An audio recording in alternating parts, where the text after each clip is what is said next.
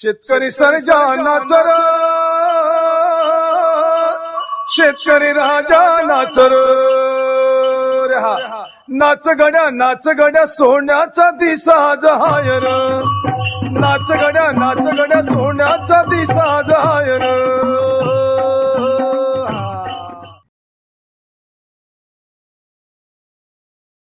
बारामती तालुका हा ऊस बागायतदारांचा तालुका म्हणून ओळखला जातो. ऊसाचे उत्पादन घेत असताना पाणी टंचाई आणि कारखान्यांकडून ऊस वेळेवर तोडला न जाणे या कारणांमुळे या भागातील शेतकरी आता ऊसाला पर्याय शोधू लागलाय.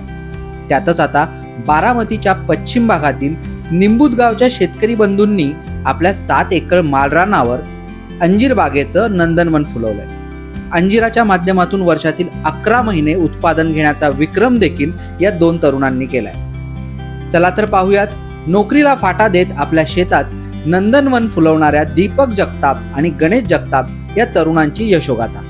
नमस्कार, मी दीपक जगताप, तालुका बारामती, गाव निंबूत. तर माझी ही अंजीर शेती आहे. तर हे आमच्या आजोबांनी 98 साली ही ज्यावेळेस क्षेत्र घेतलं होतं त्यावेळेस शिक्षण करत असताना ज्यावेळेस माझं शिक्षण झालं, माझं शिक्षण 12वी झालं. 12वी शिक्षण करून मला सुरुवातीपासून शेतीचीच फार मोठी आवड होती. म्हणजे आवड ही माझ्या आईवडिलांनी फार मोठी मला ह्या शेतीची आवड लावली.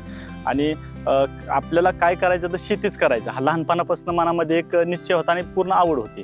आणि शेती करायची तर काय पिकं करायची, तर मग संत्रा, मोसंबी, डाळिंब, अंजीर अशी 4 प्रकारची मी वानं निवडली.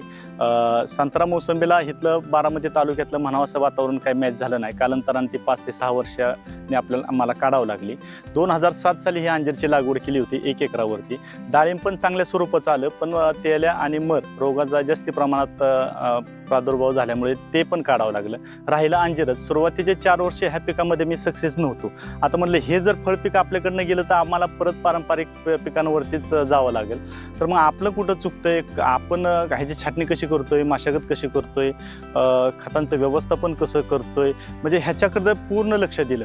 आज पाऊस किती होतोय, आपला आभाळ किती, म्हणजे निसर्गाचा पूर्ण अभ्यास करून ह्या पिकाकडे पूर्ण एकदम काटेकोरपणाने लक्ष दिलं. आता शेजारीच पुरंदर तालुका, फार मोठ्या प्रमाणात तिथं शेतकरी अंजीरची लागवड पिकं घेतात. तर बऱ्याचशा शेतकऱ्यांकडे गेलो, कृषी खात्याकडे गेलो, विद्यापीठाकडे गेलो, बारामती केविके असेल, ह्या सगळ्यांचा मला एक मार्गदर्शन मिळालं. आणि आपण छाटणी करताना, आपण खतं देताना, आपण वरनं औषधं देताना कोणत्या प्रकारची औषधं मारतो आणि औषधं सुद्धा मारताना त्याच्यामधले कंटेंट काय आहेत हे सुद्धा शेतकऱ्यांना ओळखता आलं पाहिजे, कारण हा फार महत्त्वाचा विषय आहे औषधांच्या कंटेंटमधला. मग असं करत असताना सुरुवातीला ह्या पिकामध्ये मला चांगलं यश मिळत गेलं. 2007 साली 1 एकर लागवड आहे. आज 1 एकरावरून 7.5 एकरावरती अंजीर फळपीक घेतोय. आता तसं बघायला गेलं तर पुन्हा एक 70 किलोमीटर अंतरावरती आणि कोल्हापूर हे 200 किलोमीटर अंतरावरती. तसं 80 ते 90% माल सगळा आमचा हा मिरज, सांगली, कोल्हापूरला जातो.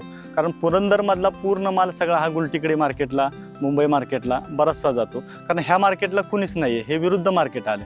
म्हटलं आपण ह्या मार्केटला जावं, कारण ह्या मार्केटला बऱ्यापैकी अंजीर चालतोय. आज 200 किलोमीटरवरती आपला अंजीर जातोय. आता बेळगावला सुद्धा आपण अंजीर माल पाठवतोय. आणि हे करत असताना ह्या फळाचा दराच्या संदर्भात जर आपण चर्चा केली तर कमीत कमी 30 रुपयापर्यंतही बाजारभाव येतात आणि जास्तीत जास्त 100, 125, 150 रुपये किलोपर्यंत सुद्धा त्याचे बाजारभाव जातात. सुरुवातीला 1 एकर क्षेत्र असताना आता 7.5 एकरवरती क्षेत्र गेले. त्याच्यामुळं हा आम्हाला 1 टप्प्यात भार धरता येत नाही. त्याच्यामुळे आम्ही छाटणी घेताना ह्याला 15 मेच्या पुढे छाटणी घेतो आणि ऑक्टोबर महिन्यापर्यंत छाटणी चालते. आणि खट्टा भार हा नोव्हेंबरच्या पुढे चालू होतो आणि मिठा भार हा फेब्रुवारीच्या पुढे चालू होतो. आता आपला माल चालू होतो ऑक्टोबरच्या पहिल्या आठवड्यामध्ये आणि शेवट संपतो हा ऑगस्ट महिन्यापर्यंत माल चालतो. म्हणजे खट्टाही बार घेतो, मिठाही घेतो. खट्ट्याच्या बिन अलीकडे असतो आणि मिठ्याच्या पण पलीकडे असतो. म्हणजे वर्षातनं सरासरी 10 ते 11 महिने आमचं हार्वेस्टिंग रोज डेली हे चालूच राहतं.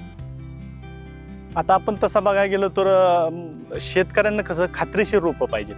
आज झाड जर वाढवायचं म्हणलं तर आज 3-4 वर्ष लागतात. 3ऱ्या वर्षी आपण ह्याचा भार धरला जातो आणि उगाच शेतकऱ्यांना एक चुकीची जर रोपं जर गेली तर तो त्यांचा फार मोठा लॉस होऊ शकतो. आता आज आपण सुद्धा एक शेतकरी आहोत, त्याच्यामुळे आपल्याला ते गोष्टी माहिती आहे, म्हणून आपण एक चांगल्या पद्धतीची आज रेड पुनाफिक व्हरायटी असेल, दिनकर व्हरायटी असेल आणि जम्बो व्हरायटी असेल, असे तिन्ही व्हरायटीवरती आपण आज रोपं चांगल्या प्रतीची तयार करतोय. आता तसं बघायला गेलं तर सगळे आपण ह्या गुटी कलमाच्या साह्याने सगळी रोपं तयार करतो. कुठल्या कुठल्या भागात या रोपांची मागणी आहे? तसं बघायला गेलं तर आज आपल्याला आज महाराष्ट्रातून जो 20 ते 25 जिल्ह्यातनं लोक शेतकरी कनेक्ट आहेत. आज तुमचं इकडं नगर असेल, अमरावती असेल, संभाजीनगर असेल, लातूर असेल, सोलापूर असेल, इकडं जुन्नर असेल, कोल्हापूर असेल, सांगली असेल. तसं बघायला गेलं तर कर्नाटकमधनं पण काही शेतकरी कनेक्ट आहेत, मुदराईमधून पण काही शेतकरी कनेक्ट आहेत. म्हणजे ह्या सर्व भागातनं शेतकरी कनेक्ट आहेत आणि जमल तसं मी त्यांना अंजीरचं मार्गदर्शन करतो. एक ते मला फोटो टाकतात, व्हिडिओ टाकतात, एक साधारण तिथल्या वातावरणाचा एक अंदाज देतात आणि जमल तसं मी त्या शेतकऱ्यांना मदत करतो. आणि जवळपास काय जर असेल मला हे काम बघून शक्य झालं तर मी त्यांच्या बागेवरती सुद्धा जातो. मला एकच शेतकऱ्यांना सांगायचं आहे की बरेचसे युवा मुलं शेतीकडे पाठ वळवतात, की शेती नको करायला म्हणतात.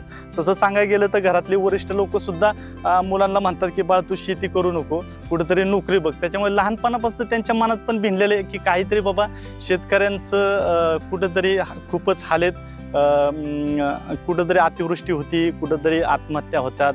म्हणजे ह्याच्यामुळं युवा मुलांच्या एक डोक्यात हे भिनले की शेतीमध्ये आपल्याला काहीच परवडत नाही, म्हणून खूप चांगली मुलं शिकून कुठेतरी नोकरीच्या शोधात जातात.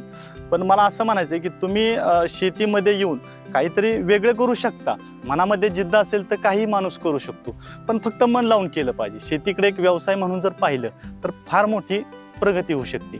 आज ताजं उदाहरण मीच आहे, कारण मला एवढा आनंद वाटतो शेती करून की मी तुमच्या पुढे आज जे बोलतोय हे केवळ ह्या शेतीमुळे बोलतोय, ह्या पिकामुळे बोलतोय.